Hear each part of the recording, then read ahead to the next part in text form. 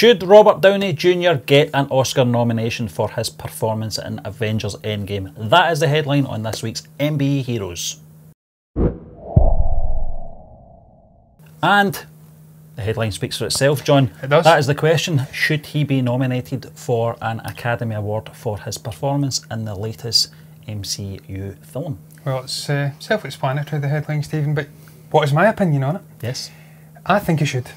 Yeah. But as you can see, with the hat I have on, I'm a big Iron Man fan, and I'm a big Robert Downey Jr. fan as well. I have been for a number of years. And as this article does say, Stephen, I think he has been nominated twice before. Yes, he has, yeah. For an Academy Award, so I feel like this should be his third nomination, although we are only in May. I was about to say April. Yeah. We're in May now, John. Early doors, so yeah. It's very early doors. We don't know what is to come in the future, i.e. the rest of 2019 in terms of acting performances. There may be another 4 actors who produce utterly beautiful and sublime performances, which make his appearance in as a potential nominee unlikely or impossible. But for right now, I think he should be nominated, Stephen, purely because most of the emotional threads, as I did say to you before we came on, within Avengers Endgame, within the plot, seem to lead back to Robert Downey Jr.'s Tony Stark character, the beginning, where he's telling a heartfelt story of obviously where he is at that moment, wandering in the void of space, looking out. It's a terrifying experience. He's bleeding his heart out. Set the tone of the film. Pepper Potts, set the tone of the film, Stephen. And then we have that relationship with his daughter after that, and there's so many emotional moments with that character. He's back to the 70s and meets his father, so I think he should, Stephen. Yeah, I mean, listen, John, I've been reading a lot of these articles over the last few days in regards to that question.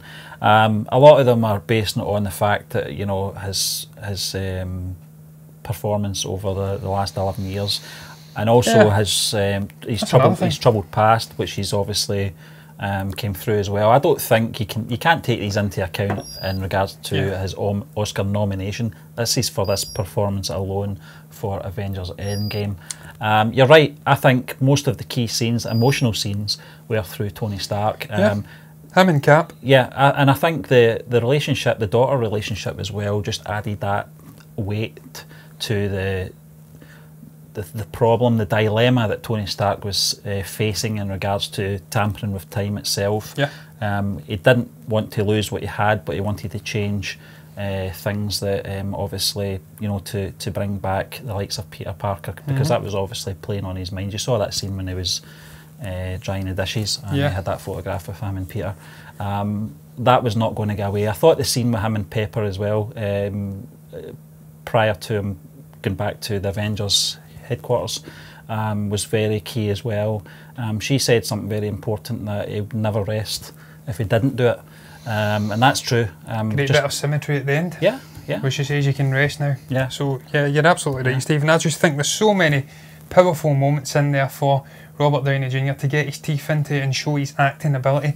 And look, you cannot deny the guy's acting ability, whether you like him as a man or not, because a lot of people perhaps will be turned off with his sort of he can come across as slightly arrogant and cocky at times. I don't think that's the case. I think that's just the way he is. I think he's just that type of guy. He's very cocksure, sure in himself. Flamboyant, you know. Yeah, but he's a fantastic actor. You cannot take that away from him. He's shown it time and again in so many different and varied roles. He's not just Tony Stark, although that's the role he's synonymous with. He's been through absolutely. I mean, he's been round the block numerous times, Stephen, going way back to the sort of the 90s and whatnot. And as you did say, he had that moment where sort of self-cannibalised his career. He went down into a deep dark recess. I think he was taking drugs and whatnot. And how sort of fitting is it, Stephen, that obviously Jon Favreau was the guy to clutch him out of that gutter, give him an opportunity. He'd seen the potential for him to really portray this character, become something with this character, and he's not looked back since. And obviously the symmetry with obviously the Happy Hogan character within the films as well, being that sort of right-hand man, he's there to pick up the pieces, figure, for Tony Stark. So it's mimicked in real life and in the story. So, Stephen, I'm getting sidetracked, but I really do think for his performance in this film that he really should be getting at least looked at for an Oscar. I think this film in general, Endgame, should be getting looked at for a number of categories. Definitely. If Black Panther could get the nod for a Best Picture. I feel this film and what the Russo brothers accomplished in it should really be looking to get some nominations. Yeah, I think for a lot of the categories, John, not just technical, just technical, for storytelling, what they weave together, soundtrack, visuals, soundtrack, Best Picture. I mean, you can have, I think, 10 Best Pictures nominated any given year. Yeah. Most of the time, I think they only select maybe 6 to 8. Endgame should be in there, and I firmly believe that Tony Stark, the character, throughout, as you did say, Stephen, the father, the emotional sucker punch at the end, so many moments with him and Peter Parker as well in the midst of this big epic battle, the greatest I think we've ever seen in cinematic history. There's that moment where they compartmentalise and he has his reunion with Peter Parker, he hugs him. There's so much emotion displayed on his face and whatnot, and I just think it's a really great performance between him and obviously Chris Evans. They are the two primary players in this film for me, and I think that Robert deserves it. It's going to be very interesting, John, with Robert Downey Jr. and Chris Evans, you know, hanging up their shield and their mask, what they're going to do next, and how this is going to affect Phase 4 and how the MCU will carry on without these two pivotal characters, John. But listen, one of the characters that is sort of taking the mantle from Chris Evans and his character Steve Rogers, aka Captain America, is obviously Anthony Mackie's Falcon, and this headline comes in from Screen Rant, and it's Anthony Mackie learned Falcon's MCU future from Chris Evans over drinks. Now, we read this article earlier on, and it's quite a humbling article in regards to what Anthony Mackie says in regards to Chris Evans kind of leaking the script to him over drinks, but it was quite heartwarming as well. It was obviously an emotional moment for both these actors, and Anthony Mackie's discovery on where his character was going after Endgame. Yeah, Stephen, I was talking about that sort of asymmetry between real life and cinematic characters. Jon Favreau, Robert Downey Jr., Happy Hogan, Tony Stark. Yeah. You see it with Sam Wilson, Steve Rogers, Anthony Mackie and Chris Evans here. The fact that on the screenplay, in the actual film, the experience in Endgame, he's passing over the baton or the shield to Sam Wilson, obviously Falcon. And then for them to have that moment, that intimate and personal moment in the actual real world, where he physically shows him the screenplay, tells him, look, have you seen it, have you read it, are you happy? And then for them to have that moment, that celebration of passing on the mantle, I thought that was fantastic, actually reading through it. As you did say, quite a humbling read to see obviously the development of Anthony Mackie's character over the years. It's been a character I've really enjoyed, Stephen. I've seen a poll recently where they were, it was stages of least liked characters or least favourite characters in the MCU, and the final stage get down to Captain Marvel and Falcon, and I was absolutely astonished that Falcon was actually in there. He's a fantastic character, Falcon. He's been on this journey, this growth with obviously Steve Rogers, and a lot of people were slightly befuddled as to why Steve Rogers was passing over the shield to him and not Bucky. But I think this is the perfect character, Stephen. As they do say in this article, it's something that's recently happened in the actual comic run. Falcon has been given the shield and took on, I don't know if he's taken on the mantle of Captain America itself or whether he's remained Falcon, but he's took on the symbol of the shield. But certainly it's happened in the comics, so it's kind of laid down the groundwork for the Russos to do this in the cinematic verse as well. I would have liked to have seen Bucky perhaps get a shot as well, but I'm not dismayed or unhappy that Falcon, aka Sam Wilson, is getting it, because as I did say, they've had that bond throughout. They've went on a journey. On your left, obviously, he's running the circuits round him, and then the climatic battle in Endgame, one of my favourite moments in that film, actually. That was absolutely Captain Sam here. Can you hear me? On your left, I thought that was fantastic. Absolutely amazing, so I'm absolutely delighted, Stephen, and it's a fantastic thing to see just this relationship that's been built up over these films, over the years with all these people. They're like family. I think they made the right choice in Falcon taking that mantle, John. Yeah. I think the obvious choice prior to getting into watching this film, it would have been the Winter Soldier, but you know, having thought about it, you know, you think of all that baggage that the Winter Soldier has had to carry with him through from the Winter Soldier film. I don't think that would have sat well with a lot of people, the public, the general public in this universe, knowing his history. He was going to be the he was going to be this you know, figure of hope and you know the positives that come with the Captain America character. You know, just such a nice guy. You know, he's got a nice positive outlook.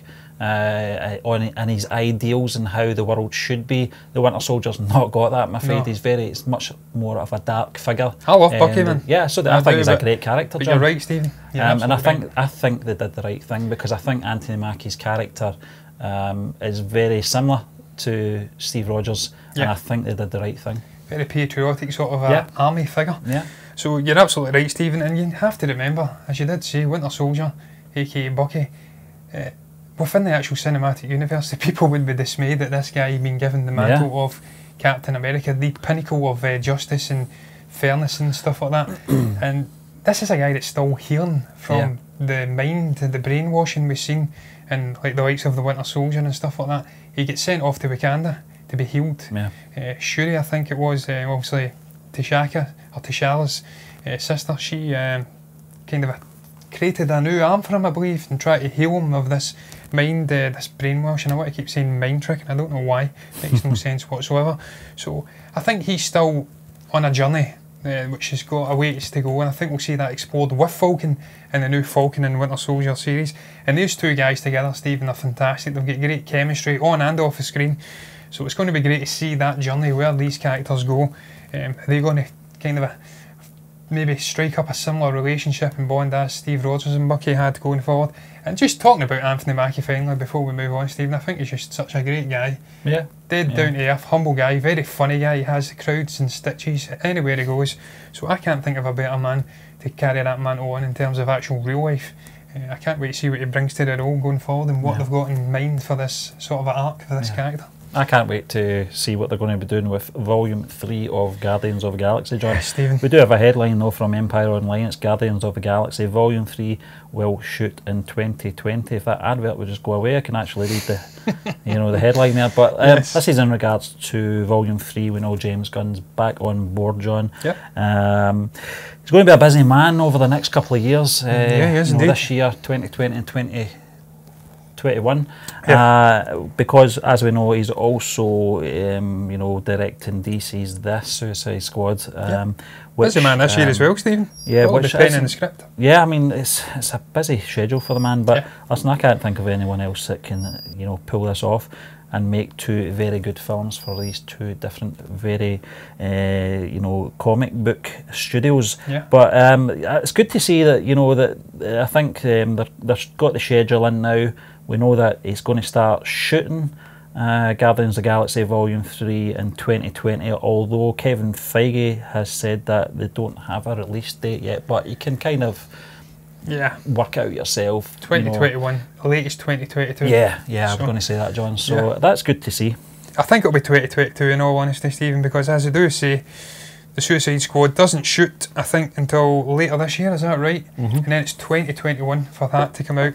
So I think 2022 will be the more realistic sort of a release date. But Stephen, I'm just excited to see that James Gunn is back. I spoke about it previously, but to see he's back helming this film and this sort of a mini franchise within the MCU. I think he was shoehorned into, perhaps, not shoehorned, but earmarked to be the man who was going to helm the sort of a cosmic side of the MCU. So glad to see he's back in the good books with Disney. And he's this sort of a unique figure now that he's crossed the divide to go to Warner Brothers and do a DC film while simultaneously doing a Marvel MCU film for Disney. So I want to see more of that interchanging. There's no reason why we can't have these great directors jumping the dike and obviously working for DC and Warner Brothers and perhaps bringing the quality of those films up. I'm absolutely delighted, as I did say, Steve, to see that we've got a schedule, as they like to say. I like to say schedule, but it's interchangeable, It's like sword and short, as Jim Carrey once said with Jonathan Ross. But yeah, just to see they have got a schedule in place, we'll get a set sort of a thing in place, a concrete base for this film going forward. And I cannot wait to see this new Guardians of the Galaxy 3 now with Thor on the ship, that bickering between him and Peter Quill. Who's in charge? Yeah, who's in charge? You're in charge. It's okay, you're in charge, whispering and things like that. I can't wait to see that sort of a combination between all of these characters, because it's fantastic anyway, the characters. Obviously Rocket, Drax, the fish humour. Flinging Chris Hemsworth's Thor into the mix is going to be magic. I was going to ask you that question. Do you think they always had that planned? I know that you mentioned about there's Guardians of the Galaxy. Yeah, that was the original name, Original name, but something in me tells me that, you know, once they saw that chemistry between these two actors in Infinity War, it was a no-brainer that we need to get these two guys in a film their own now, because the chemistry is certainly there, the humour's there. I think Thor's interactions with the rest of the Guardians as well was... On Rocket a Rabbit. Is it Ratchet? I can't remember who said that, if it was Thor or not, but he definitely does call him a rabbit.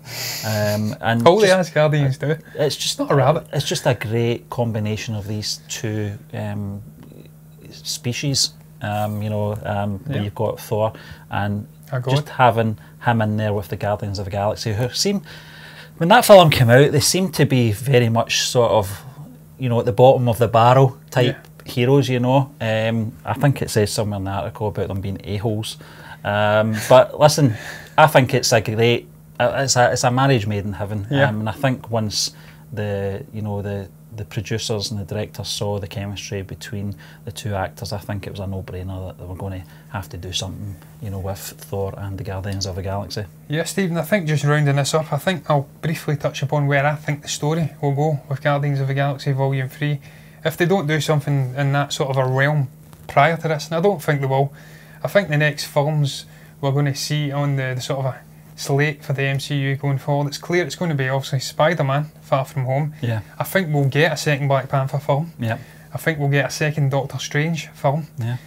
So they are the ones firmly on the radar. Then we'll see Guardians of the Galaxy Volume 3. But for the story, I think it's clear, with them setting up Gamora running off at the end of Endgame, that it's going to sort of a focus on them trying to reunite the original gang. The Guardians, the Asgardians of the Galaxy, going off and try to find Gamora. Perhaps Nebula, was she away with Gamora? I can't recall. No, she was with, I'm pretty sure she was with the Guardians at the very end in that scene. So them try to go away and find her, just rebuilding that relationship between Peter Quill and Gamora. Nebula and Gamora, again, bonding and becoming more and more sister-like and friends. And perhaps I'm flinging in some antagonistic figure to boot. Will we see Sylvester Stallone's character pop back up? It's all up in the air, Stephen. I don't know in terms of, I've not read the comics, I really have to address this, I say this all the time, but I'm going to get into these comics and start arming myself with more knowledge so I know what sort of antagonistic figures could pop up in the timeline and the story and maybe act as a hindrance to them reuniting with Gamora. But look, it's all exciting. Something else that's maybe not as exciting, John, it's probably not as much of a brainer, but the headline comes in from Screen Rant. This is to do with Heath Ledger. Apparently, according to Chris Nolan, Heath Ledger hated comic book movies. Then he met Christopher Nolan, and the gist of this article is basically, I think perhaps Heath Ledger was asked a long time ago. It was very blunt. In his assessment. It was an interview with Dark Horizons, 2006, John, where he actually says, I actually hate comic book movies, like effing hate them. They just bore me istless. I don't really want to swear on that show because this is a comic book show, and they're just dumb, but I thought what Chris Nolan did with Batman was actually really good, really well directed, and Christian Bale was really great in it. I get what he means. I think Chris Nolan really nailed the franchise back in 2005 with Batman Begins. He gave it more of a grounded feel that could be believable after the film that was Batman and Robin from 1997, which was, I think, still scarred a lot of Batman fans out there. So I really get what he's saying here. You know, I think that was a film that sort of made people that perhaps weren't interested in comic book films really take notice of what could be done, and if it was done right, could be believable and enjoyable at the same time. Yeah, Stephen, a lot of people I think now underestimate and just take for granted this place that comic book movies have, and obviously pop culture and obviously the movie industry in general. Just these big blockbuster films that are coming out, the likes of Endgame grossing over $2 billion in its first 2 weeks. They take that for granted and think this was something that was always the case. But prior to the Dark Knight trilogy, prior to 2008 when Iron Man sparked off the MCU as we know it was very barren. But the likes of, I don't know if you did say, X-Men and Fantastic Four and Blade. Now, I'm a big X-Men fan, but those X-Men films were very hit and miss in the early days. It's something that got better as it went on. So I'm not too befuddled to see or hear or learn that obviously Heath Ledger hated comic book movies, because it was a pretty shit genre. Yeah. Prior to that, I don't want to say shit, but I would say it wasn't as good as what we now have, and we've got a sort of a golden generation of TV. We're seeing great comic book stories being told on Netflix and DC streaming platform. We're seeing it in the theatres on a regular basis, 2, 3, 4, 5 times a year. It wasn't like that back then. It was much poorer. Sam Raimi's Spider-Man 1 and 2 were fantastic. Couple of good X-Men films. Prior to that, we had the utter abomination that was Batman and Robin. Mr. Freeze saying, "What killed the dinosaurs? The Ice Age," and things like that. So, untrue. Yeah, untrue. Factually untrue, and just a terrible line from Schwarney. Arnie. Yeah, Schwarney. I'll go with Schwarney, I'll call him that. But look, he learnt the error of his way, Stephen. He bumped into the great Christopher Nolan, and he became obviously embroiled in comic book stories and films. I've got no problem with any actor, whether it be in DC or MCU, John. I don't have any issue with them not being comic book fans, because they don't have to be at the end of the day. Like most actors, it's a job to them. Yeah. It always helps if they invest in the characters. They look into these characters. And in fairness, Stephen, I don't think many could sort of throw that allegation at or accusation that he really invested in that character. Right into it, to be fair to him. I've read a lot of the stories behind some of them a bit untrue, and obviously his demise, which is sad. People were that kind of speculation in regards to how far his mind went into this character, but I'm not really interested in that. But it's one thing you can say about the actor. He put everything into that iconic role now. Certainly one of the most quotable films, I think, in comic book history now, just for that character alone. His lines were just so iconic. Heath Ledger as well. I've got to be honest, I remember the backlash when it was announced that he was going to be the Joker. These people weren't fans of 10 Things I Hate About You. See, I was ahead of the curve. Well, I wasn't a fan of that either, John. I wasn't really a fan of Heath Ledger, but I wasn't that fussed about him being, appointed to the role of the Joker either. I can remember a time when Michael Keaton was announced as Bruce Wayne Batman as well, back in 1989, and I kind of learnt my lessons from that, not to jump the gun and wait until I see his performance. I'm glad I did, because it's one of my favourite comic book films. Yeah, Stephen, the final thing I will add, a couple of things, is that, as you did say, there's so many infinitesimally quotable things in that film from Heath Ledger's Joker character, but still to this day, one of my all-time favourite scenes, not just in a comic book film, but in a movie in general, is that scene, the interrogation scene with the Joker and Batman. Just utterly incredible acting from Christian Bale and Heath Ledger. Just the little flicker of sort of a maniacal laughing or grins on his face when Batman's about to punch him. That was the first scene, wasn't it? Yeah, that was the first scene together, and him saying to him, "You have nothing with all of your strength, nothing that can..." I can't recall the exact line. It's been a while since I've read it, but such an amazing scene alone. So many quotable things. They'll cash you out like a leper. Things like that. I'm ahead of the curve. The way he says, "like a leper," just incredible. So, I briefly touched on this. You did say people saying that was his demise. He got too far into the character. I actually watched Michael J. White talking about that, and he says it wasn't the case at all. No. He was really upbeat in between takes, and just really happy to be in this role. So, as you did say, you don't have to be a fan of comic books, Stephen, to become fully invested in the character. And perhaps if he hadn't died tragically, obviously, of an overdose in sleep, he may well have became a big fan of comic books going forward. Who knows, he could have popped up in another role in the MCU or whatnot, but wasn't to be, sadly, tragically. But listen, John, this we'll just wrap up the show with the final article this week coming in from Screen Rant. This is Grant Gustin should star in the Flash movie, says Arrowverse co-star. I think it's one of the new co-stars in the latest series, Jessica Parker Kennedy, who's playing his daughter from the future. Basically, like a lot of the cast members have actually been sort of pushing for Grant Gustin to appear in the cinematic version of the the character that Ezra Miller's been cast in for. How many appearances has he made already? 2, is it? Oh, that's a good. I think he's made 2. 2, yeah. I think he has. I think he made a little cameo in Wonder Woman. No, it was the end of... was it Dawn of Justice? Dawn of Justice, and then the Justice League, obviously. Justice League he was in, it was that bit at the end. Ezra Miller, spoke about him great. Yeah, the boy Ezra Miller. In our audio days, John.